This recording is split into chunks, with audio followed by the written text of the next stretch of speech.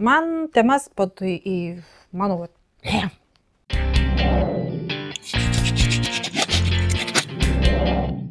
Sveiki, galvojau apie ką šiandieną su jumis pakalbėti.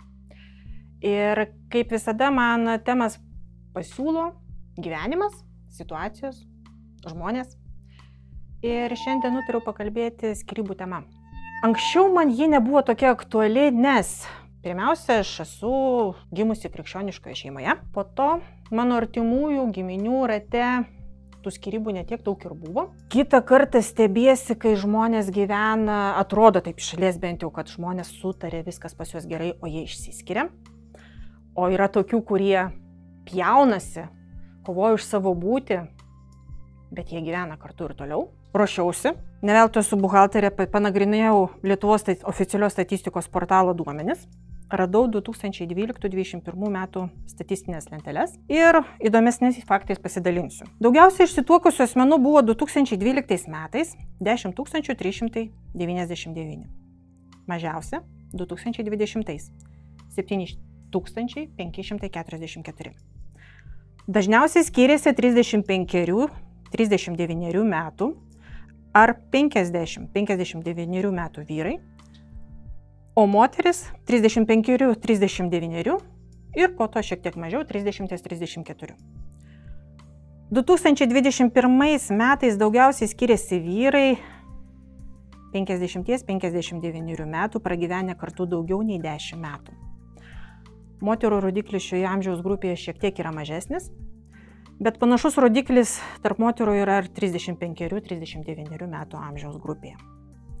Labiau skirtis linkę yra miesto gyventojai. Daugiau nei pusė skyrybų vyksta šeimose, kur yra bent vienas bendras vaikas. Kodėl taip įvyksta, nieks nežino. Ir kodėl man tai yra aktualu, todėl kad aš pati šiuo metu esu ant skyrybų ribos. Tai yra mano priimtas sprendimas. Tikrai yra žmonių, kurie mane palaiko ir aš esu dėkinga tiems žmonėms, kurie tik paklausia, ar aš esu laiminga, ir kai jiems užtenka to atsakymo, kad taip, jie daugiau nelenda prie šio reikalo. Yra tokių žmonių, kurie klausia, ar tu viską padarai, kad išsaugoti santuoką? Patikėkit, tikrai taip. Per 23 metus buvo padaryta nemažai. Pavargau būti tuo varikliu, tuo stumikliu. Norėjau kažko naujo.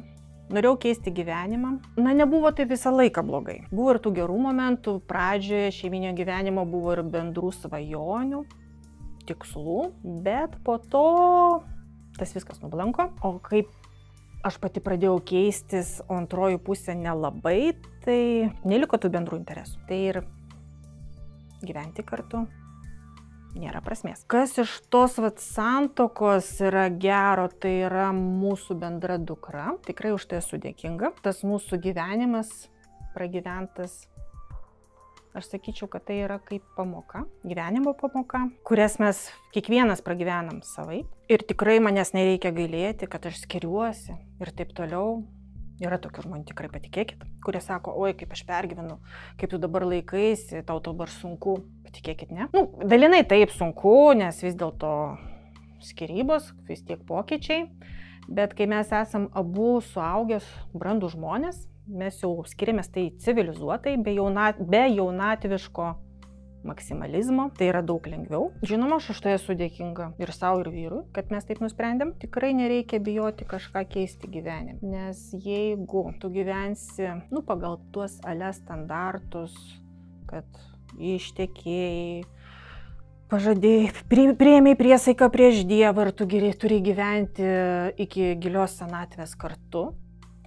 Bet kai tu esi su tuo žmogum vien dėl šito ir kenti, stengiasi kažkaip išgyventi, bet pats nyksti. Tai nėra gerai. Jau geriau draugiškai išsiskirti. Nesakau ir nekviečiu visus skirtis. Žinoma, reikia žiūrėti savo interesų. Bet toks žingsnis yra įmanomas ir tai yra galima ir viskas bus gerai.